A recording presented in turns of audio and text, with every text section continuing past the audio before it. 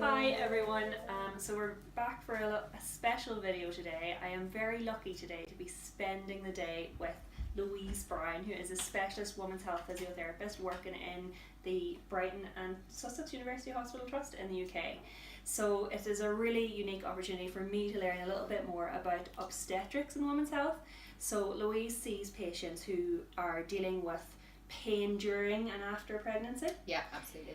So it's pelvic girdle pain, pubic symphysis pain, and I have some time now to pick her brains and get as much advice as possible so that we can help anyone at home that is struggling with these symptoms. So first of all, thanks Louise for coming on. I had a bit of bribing to do to get her to come on and chat to us here at Physio. So thank you. Thank you. And let's just crack into it. So what I want to do today is, obviously at Physio we see a lot of the patients come in with pelvic girdle pain, and it's good for me to touch base and make sure that we're doing everything that we should be doing. But what I want to do is try and give those women at home that are struggling as much advice as possible, based on your experience, because that's all you see all day, every day. So if we start off, really, anyone that's out there that's pregnant and they're wondering, is this normal, is it not? What we're talking about here is pain that started during your pregnancy. How soon can it start? Typically it can start as early as about 8-9 weeks. That's less common, but we do see about 8-9 weeks. Sometimes it depends on whether this is your first pregnancy or whether you're kind of in your third or fourth pregnancy. And sometimes symptoms can, vary as to when they start. But yeah, around that 8 to 9 weeks, but typically later on. So typically late 20s and those kind of 30 weeks of pregnancy. And so what are we talking about here? Because obviously things are changing when someone is pregnant for the first time and their body is feeling all these different things they didn't talk about. But we're specifically talking here about pelvic girdle pain, pubic symphysis dysfunction. What are these patients coming in with in terms of where is their pain, what symptoms are they getting? Yeah, so the pelvic girdle pain is it's an umbrella term and encompasses pain in your lower back, in your hip area, down in your pubic bone at the front, and buttocky. It's quite often buttocky, and can be thighs and a bit of down the back of the leg, but mainly in that pelvis area and in the lower back. That's what we typically see. So those symptoms, we would say that it's not normal to have those symptoms or have pain in that area when you're pregnant, although really common. Yeah. It's not to be ignored. So if you're feeling discomfort around that region, you need to become aware of it and keep an eye on it. And if it starts to progress or doesn't settle very quickly, it's something that we can treat. So what we're saying here is this pelvic girdle pain is really common, but it's not normal. So if you're in the early days of pregnancy and you're starting to feel these symptoms, don't ignore it and don't just put it down to, oh well, I'm pregnant. I think that's our first message. Yeah? Yeah. Okay, so you find yourself in this position, you're getting these symptoms. In your experience, when these mums-to-be come in, what are their initial concerns? What are they worried about if they're feeling this? I think they're worried about how the rest of the pregnancy will go. So is it likely to just continue getting worse? Are there safe things that I can do to improve my symptoms? How can I manage it? And I guess afterwards, is it going to go away? I think that's the biggest thing. So okay, so let's start with that. So the first thing is it normal? Is it like, should they be concerned about these symptoms? Is their baby at risk? Should they stop doing things at home? What advice are we giving them about their symptoms? I would say first and foremost, don't panic. We see it at a fair amount, and although your friends might not have had it, it is fairly common. Obviously, I see it all day, every day. So yes, there are things that you can do. So initially, I would say try and avoid some of those activities that really make your symptoms worse. So if you know that walking, on the beach, on uneven ground, if you know that those walks, after 20 minutes or so, you start to get, horrible pain, then try and limit that, try and pull back on those activities a little bit. If you can change the position that you're doing things. So often, that kind of advice of keeping your knees together when you move a bit more, trying to get out of bed without really opening your legs really wide, getting in and out of the shower by sitting on the edge and then turning and getting yourself in, rolling over and turning in bed. So often that will be something that people often mention to me as quite sore. Okay, can you keep your knees together a little bit? Can you go onto your side and then dig your elbow in and push up, rather than trying to straight sit up or flip your legs.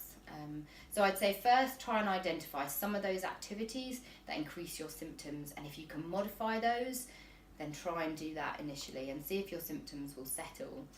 There are some safe exercises that you can do, and we would obviously encourage exercise as much as possible throughout your pregnancy. And I think there's a balance between setting off your symptoms, which we don't want, but are there exercises that you can do that don't increase your symptoms but do still provide those benefits that we know are so important as mums and for your baby's health as well? So can you change up your exercise a little bit? And I think to think about exercises, if we go back a step, why do patients get these symptoms?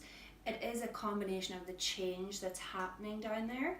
So when we become pregnant, there's hormones released from early doors that start to change how flexible the tissues are that connect the bones. So we call them ligaments. And in our pelvis, there's a huge amount of ligaments keeping those structures stable and together. And during pregnancy, naturally, you need a little bit of give in those ligaments so that there's a little bit of movement for allow that baby to get down. So the first thing is the ligament change, and then as pregnancy goes on, and Lou was saying it becomes more common when you get to week 20, 22 and onwards. Well, what is happening then is you're starting to get separation from your tummy muscles in front naturally to give that womb a bit more space. So now we have a bit of flexibility at the back, a little bit less stability at the front, and then as your baby gets heavier, that pelvic floor down below is starting to get stretched as well. So we have change at the back, change underneath, change at the front. So when mums to be come into us, we start to think about, well, what exercises we can do to start to support that and counteract the changes that are happening. And in a lot of cases, we do have to play around to find out what's comfortable, but we will definitely send everyone home with things that they can start to do. Can we give a few, what are the ones that generally patients can manage, most common if their symptoms are sort of mild to moderate? I know in our clinic I will tend to try and get them to do some pelvic floor work, some glute work. They'll usually squats. Manage that. Absolutely. And getting them to really engage that pelvic floor, so squeezing from the back round to the front, pulling up from down below, and then some little mini squats, even against a wall, a ball, just coming down and up. Or sometimes I'll give them the clams, and side lying. If that's comfortable to do. A little bit of opening and closing. Often they'll not be able to come very high, but if you can start to open and close down. And all fours? All fours, What do you give them in all fours if they're kind of your mild to moderate ones? So all fours, it's really nice to do some opening. So I guess you often feel really tight in your thoracic just because of the posture changes. Your mid-back can often feel quite tight. So just being on all fours and then opening up and giving that a really nice stretch. And just engaging your tummy muscles. Can you draw baby up in towards you? Can you lift the pelvic floor a bit? Okay, then in that position, can you then challenge that a little bit? Can you lift one arm at a time and just feel that tightening? It shouldn't be painful at all, and it should feel quite comfortable, but we still want to challenge those muscles. We still want them to feel like they're activating, but just doing it in a comfortable way. And anyone that has come to our pregnancy Pilates class with Kat in Donegal or Ardra, they will recognise what we're talking about here. And that is a big message out there. If you are having symptoms, exercise can help relieve it. We've had a few calls in the past from patients that come to our Pilates saying, oh, you know what, I'm having a little bit of pain around my pelvis. Should I come? Yes, absolutely. Because we will be able to adjust those exercises to help relieve the symptoms. It's again thinking about those changes, trying to support it. The muscles are what we've got to try and support those symptoms. Yeah, they're key. Yeah, absolutely. Now, if you're unsure, you always check in with your chartered physio. If in doubt, you get it checked out. But I think the message is there's exercises that can help. Yeah. And I think, I would often teach people, the pelvis is formed of two bones.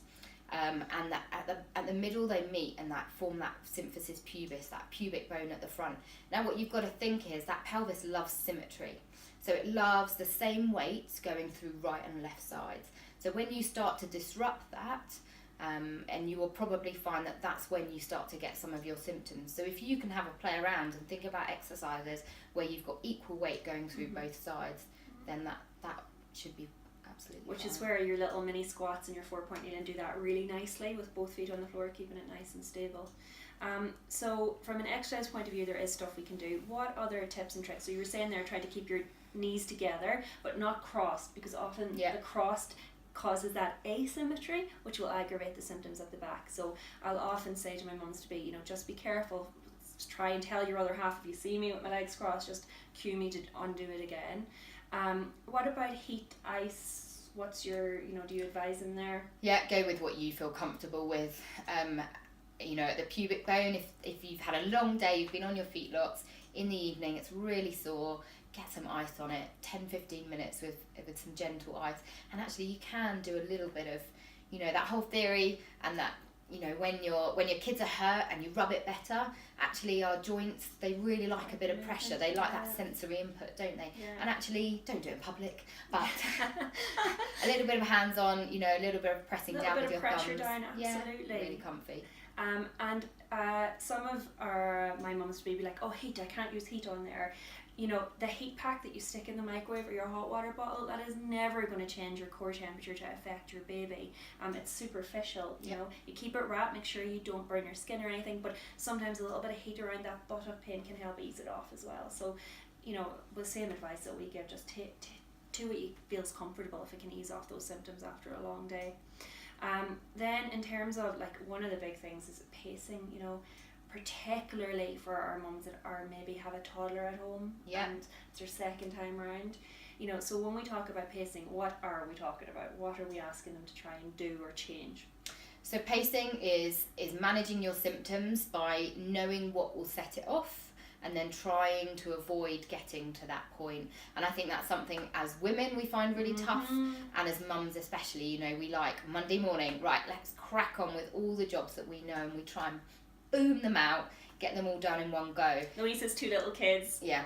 I'm not a mum. I don't know this pain on a Monday morning. We'll have to get Ollie out, which can be hard work. A shout out, actually. We could show them this later. So Isabel, how are you at home? Hi. So as Louise said, you feel like you're under pressure straight away, don't you? You get the kids off to school, right, get back, empty the dishwasher, loads of washing, quick hoover. And what we find is then that either that evening or the next day, your symptoms have been really flared up. And what's really tough, and you have to be really disciplined, is trying to break down those activities a bit. Can you pace yourself? Can you build in some rest time between them? I've got a patient at the moment who feels like it's her job to be emptying the dishwasher and loading the washing and putting it out. So I've kind of worked with her and I've said, in the morning, can your husband either unload the dishwasher just to the side and then you can do it from there so that you're not bending down, or can he lift the shelves out and then you do it from up high? Can you make sure that when you're unloading the washing that you then put it straight onto a chair so that you're not doing repetitive bending and lifting? It's all these things, and these guys would be great at helping you problem solve and think, oh, how could you change that? Could you make that slightly easier to do? Could you make sure if you've got little toddlers that can you get some little footsteps, little stools, put them in key areas so that they can get themselves a bit higher so that you're not then having to lift them? Can they come and get onto your lap so that you're not having to pick them up as much? And it's a changing time for you and for them, but I think if you can pace, what we see is you don't necessarily improve your symptoms, but you tend to find that you don't increase your symptoms. And if you're doing your exercises then alongside it, then you're gaining strength, you're not losing fitness. And I think that's something that is hard if you're having that big boom of activity and then the next day you're really sore. Well, you're not going to really feel like doing your exercises on those days. And you do slowly become what we call a bit deconditioned. The muscle loses its strength a little bit. But if you can keep on that line of, I know that I can do those activities and still be all right in the evening and the next day, well, then you can build on that and actually stay at that same level. Absolutely. And sometimes I am quite, I sit these women down and prioritize. You know, is it essential that the whole house gets hoovered in one go? And you know, they might look at me like, well, you know, it's not. It is more important that you're managing your symptoms and just being letting yourself off the hook. It's this guilty sensation that I'm hearing about all the time. You know, come on, like, give yourself a break. You have to prioritize the start of the day. What are the absolute essentials, and everything else can get pushed off to the side, and you will start to manage your symptoms better. Because when these patients come in, we never sit down and say to them, right, let's get rid of this pain. That is not the way that this goes. We have to manage it and get it under control. And you know, if you can get it to a point where it's reduced and you're managing your pregnancy, that is the key. So for again, these questions come in all the time. You know, back supports, walking aids. You know, where do we sit with them? In my experience, I try to delay adding in any extras for as long as possible, so that if things do progress, that we've somewhere to go. What's your viewpoint? Do you give out maternity belts? You know, where are you at with it? Yeah, and I think it's quite dependent on the patient that's sitting in front of me and what their needs are and what they've got to do during the day. But I similarly would say, can we recruit the muscles? Can we get them supporting? Can we fire them up? You know, we know that the tummy muscles, the bottom muscles, big support to the pelvis. And if we can switch those on and get them working, can we then reduce that and kind of stay away from the belts as long as possible? Because it's passive support. As soon as you put that belt on, you're not recruiting. No. You know, it's totally passive, and then that deconditioning starts to come back in again, and suddenly you don't want your belt off. Yeah. And then we're in trouble, because it's, you know, if you're at week 20, it's a long way to week 40. So yeah, totally with you on that. But if I know, you know, I've got a nurse in front of me who has to do a long 8, sometimes 12-hour shift, okay, when do your symptoms come on? Can I then introduce the belt, you know, in hour 4 or 5, just to give those muscles a bit of a rest? But then, you know, it is about being disciplined and taking it off when it's not needed. Yeah, when it's not needed. But it can be fantastic. Yeah. And can actually. Yeah, and actually, I know I've said this before. If anyone's watching, like from low back pain in the general population, these supports are not indicated. They are not evidence-based to be using them in the general population, but there is studies that show for the short term, while in pregnancy, they can help relieve symptoms for these pregnant moms. So that's why you will see the physio patients going around with them, because we know that it can take it down a notch in those key time periods, particularly if they're under pressure. Yeah. For the really severe ones, oh, and it breaks my heart, we do end up having to give them, you know, maybe additional support towards the end. So again, I'm saying this because if you're at home and, you know, your loved one, your daughter or yourself are really struggling, and you're struggling to walk even 2 or 3 minutes because of the pain coming on, then adding in things like crutches at those end stages can give you a little bit of a lifeline. But as physios, it feels very wrong to us to be given those. But if needs must. Yeah, I'm often trying to convince people to take the crutches. For me, if you've got that pain in your pubic bone, that is the pain often that is most receptive to crutches. And actually, I'll probably give that fairly early on. And I think for me, it's then about you being able to get out and enjoy family time often without then increasing your symptoms. And think about it logically. All of the pressure when you're standing is going through that pubic bone and through the hip joints. And if by simply giving someone even one crutch at the start, it means the weight is coming off there and onto the crutch. So yeah, it absolutely, if it helps ease the symptoms and allows you to move around, why not? And in my experience, they nearly call you thanking you the next day when they walked out with them. Absolutely, try it and you'll never go back. Yeah, because they feel like, oh my God, what, you know. And I know in Donegal, people, you know, they're like, oh, if they see me with people see me with these. I hear that one more time. But it's about you and you being able to maintain your function for as long as possible, because. And you get to add to your bag collection, because it is essential to have a good backpack. So you can get some very, trendy, nice backpacks these days, and you've got to have one if you've got the crutches. And that is actually another thing that we try to talk to you about, you know, lifting stuff, adding extra weight. You know, if you are struggling during pregnancy, you know, carrying lots of load is not going to help the situation. So break it up into smaller amounts. and get rid of the huge handbags hanging off your arm, as fabulous as it can look sometimes. Okay, so embrace the backpack. Embrace the backpack, yeah. So that kind of brings you up to the point of everything that we would try to do before baby comes out. And then one of the questions we constantly get asked, in those weeks before, how long is this going to last? And they're nearly afraid that the pain is going to continue when baby comes out. Or the opposite. Naturally. They think when baby comes out that it's going to just disappear, and then I get the frantic phone calls 2 weeks after that it hasn't. So in your experience, in terms of how many of these women have problems after, where does the land lie? For most people, it's likely that, after 6 weeks or so, we're seeing the majority of the symptoms are minimal. And I would say, there's usually a significant reduction in those symptoms pretty quickly. Obviously, it depends how the birth is, how you feel afterwards, how mobile you are generally, not even considering the pain that you've had in the antenatal period. But I would say that, in my experience, it is likely that the symptoms will reduce. If you've generally had problems getting on and off the floor, then you will find that you've got niggles there for a good few weeks afterwards. But what we want to see is the general trend of things settling down, and that is usual.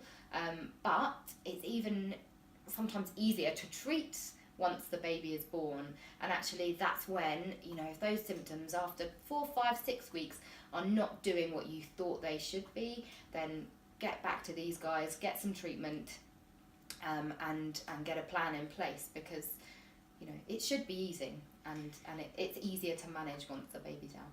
And this is across the board, even with my incontinence patients. After 6 weeks, if things aren't, starting to see massive improvement, check in. Because what happens is life gets busy, and suddenly I'm dealing with a mum 2 years down the line with a much bigger issue that would have been way easier for me to solve if they had popped into me at 6 weeks. And actually recently I've had a few patients who, now one was pelvic girdle pain, one was incontinence, who just assumed it was normal. Yeah. It is not normal. That is the big message. Common, not normal.